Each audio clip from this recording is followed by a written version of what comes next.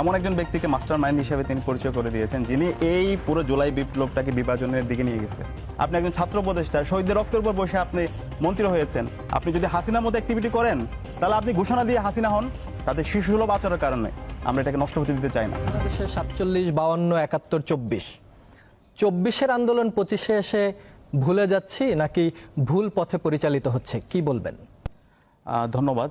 দীপ্ত টিভির যারা এখন দেখছেন এবং ভবিষ্যতে যারা দেখবেন, সবাইকে আন্তরিক মোবারকবাদ।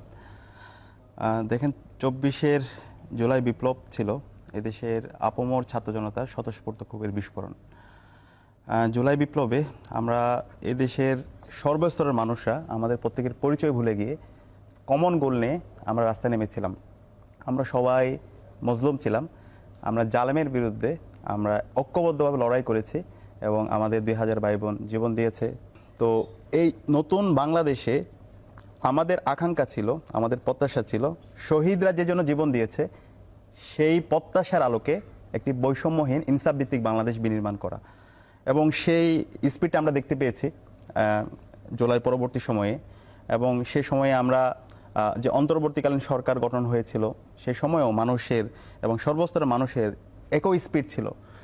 এবং শুরু থেকেই আমরা যখন ছাত্র উপদেষ্টা যারা ছিল তাদেরকে বলেছি, যেহেতু আমি আন্দোলনের শুরু থেকে 5 জুন থেকে 36 জুলাই পর্যন্ত নীতি নির্ধারণ এবং মাঠ পর্যায়ের সাথে সমন্বয় করেছিলাম, এবং যখন 1 অগাস্টের দিকে আমাদের কাছে পরিষ্কার যে খুনি হাসিনা আর থাকছে না, তখন আমরা সরকারের ব্যবস্থা কেমন হবে সেটা নিয়ে আমরা তখন আলাপ করছিলাম।